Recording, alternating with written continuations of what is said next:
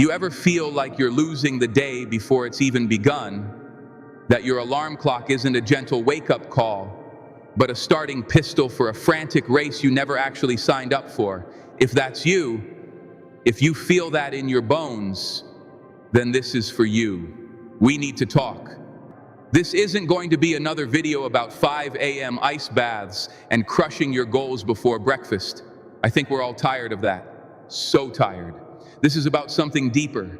It's about the quiet desperation that sets in when your first conscious thought of the day is, I'm already behind. It's a feeling I know well. I remember a time in my life, it wasn't even that long ago, where my mornings were pure chaos, an absolute storm of my own making. The alarm would shriek, not buzz, but shriek, and my hand would do this robotic, zombie-like motion, not to turn it off, but to grab my phone from the nightstand. And there it was. Before my feet even touched the floor, before I'd even said good morning to my own soul, I was flooded. The world was already screaming at me. Emails from a demanding boss that had come in at 10 p.m. the night before. A headline about some new global crisis that filled my stomach with a low-grade, simmering anxiety. A perfectly curated photo from someone on social media living a life that made mine feel small, lacking. All of this before I'd even taken a single conscious breath. We have to understand what's happening in that moment. It's not just checking your phone, it's a neurological ambush. When you do that, you are hijacking your own brain. Your body, which is supposed to be gently waking up, instead gets a jolt of cortisol, the stress hormone. Your brain is immediately thrust into a fight or flight state. Your heart rate increases, your breathing becomes shallow, you have triggered a physiological state of emergency. And for what? An email that could have waited, a notification that added zero value to your life. We are paying for cheap digital information with our precious biological peace. And it's a terrible trade. I'd stumble out of bed, my mind already a battlefield of obligations, anxieties, and comparisons. I'd rush through a shower, my thoughts racing about the 10 things I was already late for. I'd spill coffee on my shirt while trying to answer a text message. I'd leave the house with this frantic, jagged energy, feeling defeated. The day hadn't even had a chance to be good. I had strangled it in its crib. I was living my life in a constant state of reaction. Reacting to the alarm, reacting to emails, reacting to the news, reacting to traffic, reacting to everyone else's demands, everyone else's emergencies. My life wasn't my own. I was just a pinball, getting knocked around by everything else. And it felt hopeless. It felt like this was just what adulthood was, a long, slow surrender to chaos. Maybe you know what that feels like, that feeling that you're just a passenger in your own life, that you're constantly putting out fires instead of building something beautiful. The fundamental problem, the lie that I was living, was that I believed the morning was just a frantic bridge to get to the important part of the day. Work, the obligations, the real life. I was so wrong. The morning isn't the bridge. The morning is the foundation. It is the single most important piece of your day because it's the only part you can reliably, fiercely protect as your own. It is the sacred ground where you decide the weather for your own mind.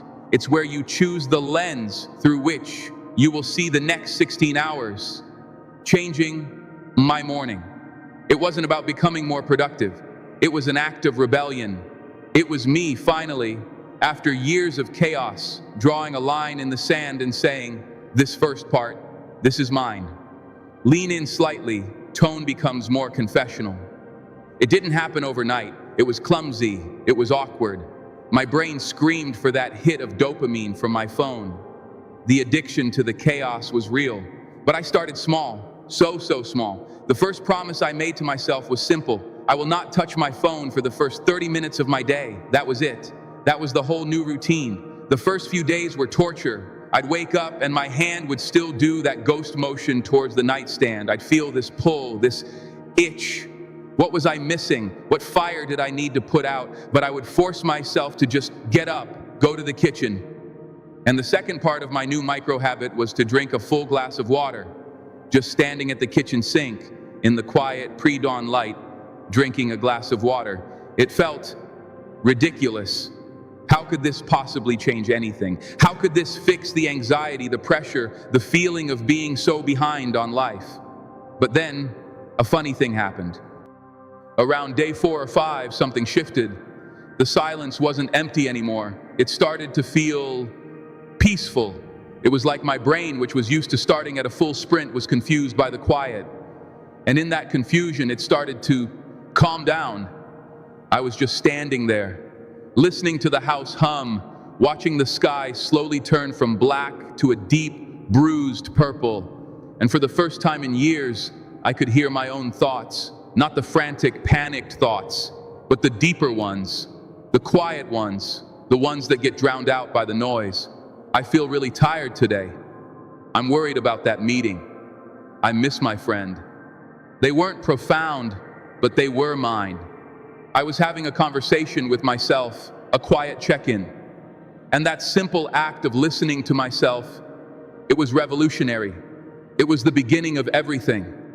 That 30 minutes of no phone and 1 glass of water became my sanctuary.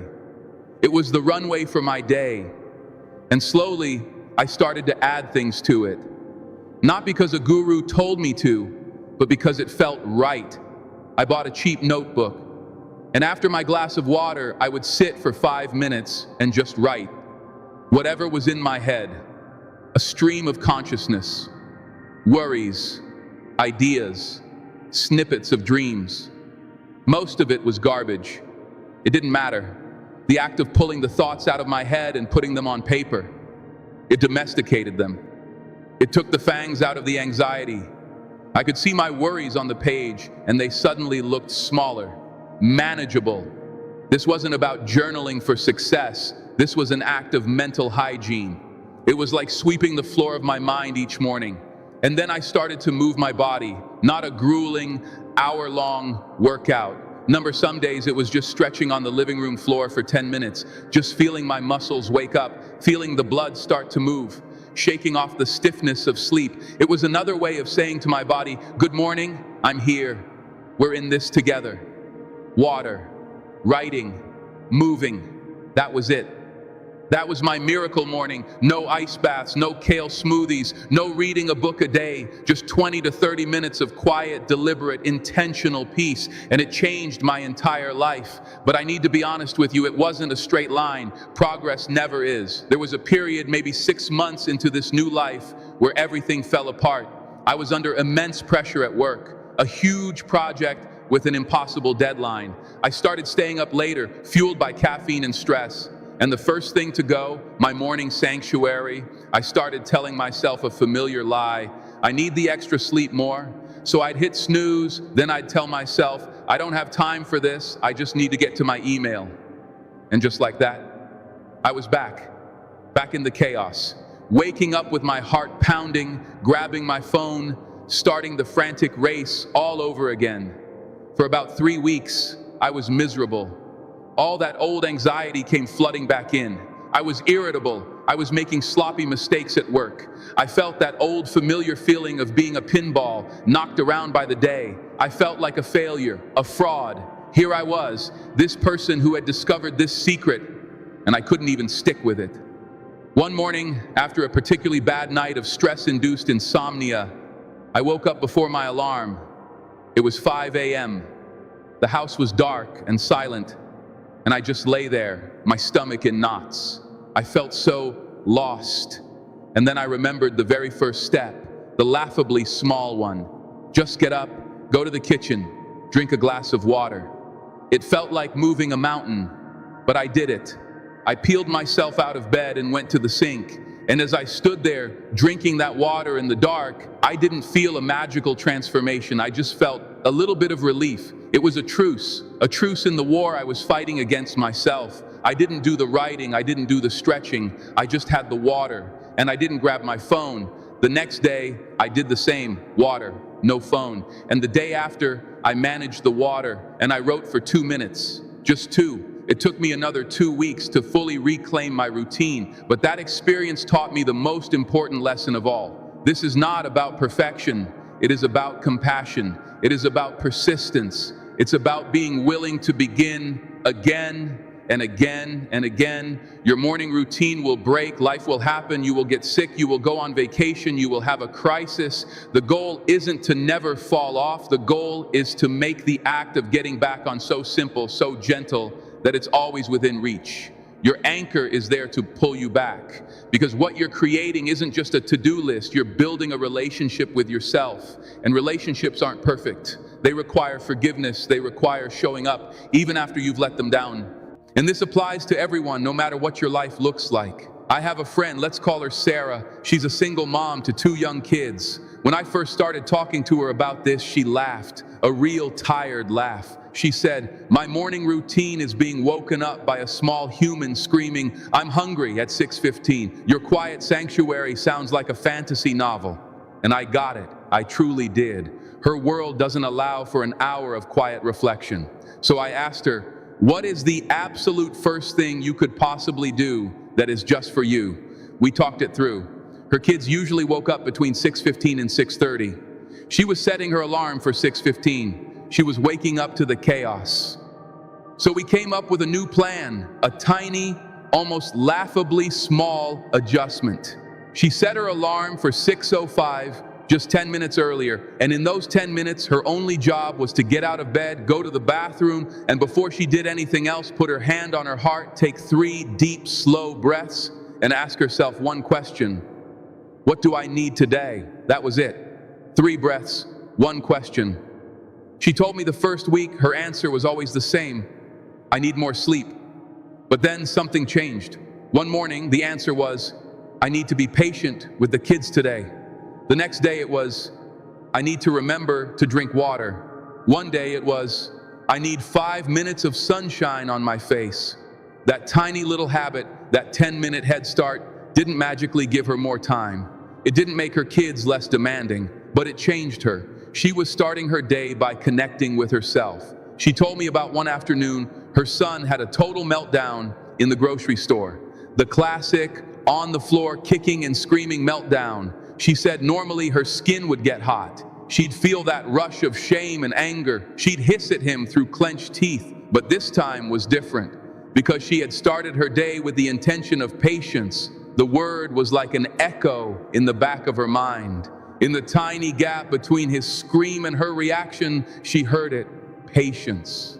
And so instead of yelling, she just sat down on the floor with him, right there in the cereal aisle. She didn't say anything. She just sat there until he was done. She said it was the most powerful thing she had ever done as a parent. That calm response, it was born at 6:05 a.m. that morning. It was the ripple effect of 3 deep breaths. Then there's my other friend, Mark, a brilliant guy, an aspiring writer. He works a draining 9-to-5 job to pay the bills, and he tries to write his novel in the evenings.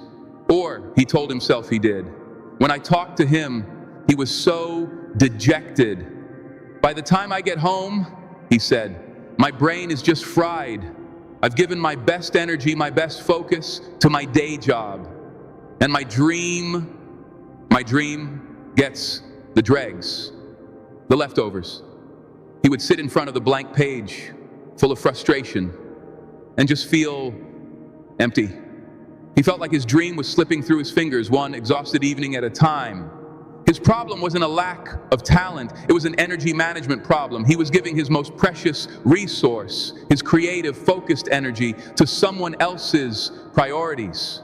So we came up with a new plan for him. His anchor had to be different. His goal was to protect his creative energy. He started waking up 45 minutes earlier. That sounds like a lot, but he did it by going to bed 45 minutes earlier. He created a new rule: no screens after 10 p.m.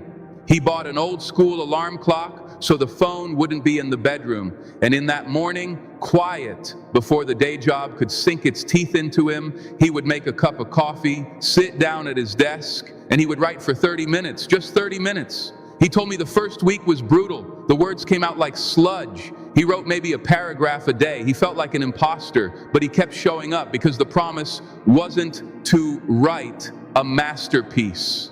The promise was just to sit in the chair for 30 minutes. Around week 3, he said something unlocked. His brain started to understand, oh, this is what we do now. This is a safe time. This time is for us. The words started to flow. The story began to breathe.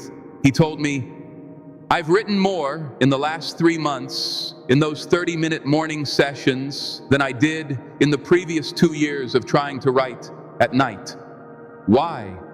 Because he was giving his dream the best of him, not the rest of him. He was paying himself first with his time and his energy. That simple shift in his morning habit is the reason his novel is going to get finished. So, you see, it's not a one-size-fits-all solution. For Sarah, it was about finding emotional regulation. For Mark, it was about protecting creative energy. For me, it was about escaping the cycle of anxiety. The question you need to ask is, what do you want to protect? What do you want to cultivate in your life? Your anchor should serve that. This is not about having a perfect Instagram-worthy morning routine. Life is messy. Kids get sick. Alarms don't go off. This is about creating an anchor. But what if the quiet is loud? What if you sit down and instead of peace, a tidal wave of anxiety washes over you? That's a real fear. Many of us use the chaos, the phone, the constant motion as a way to outrun our own minds. When you finally stop, it can all catch up. If that's you, start even smaller. Don't start with 20 minutes of silent meditation. That's like trying to run a marathon without training.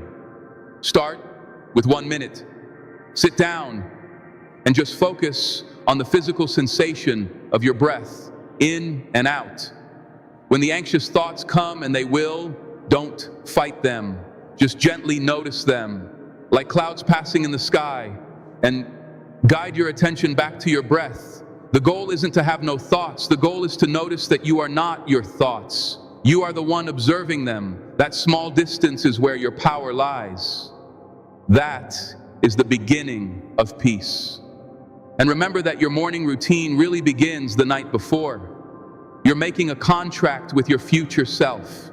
Make it easy for that groggy, tired morning version of you to say yes. Put a glass of water on your nightstand before you go to sleep. If you want to journal, leave the notebook and a pen on your kitchen table. If you want to stretch, lay your yoga mat out. If you want to read, put the book on your pillow. These aren't just chores. These are signals of intent. You are sending a message to your subconscious mind. Tomorrow we're doing something different. Tomorrow we're choosing our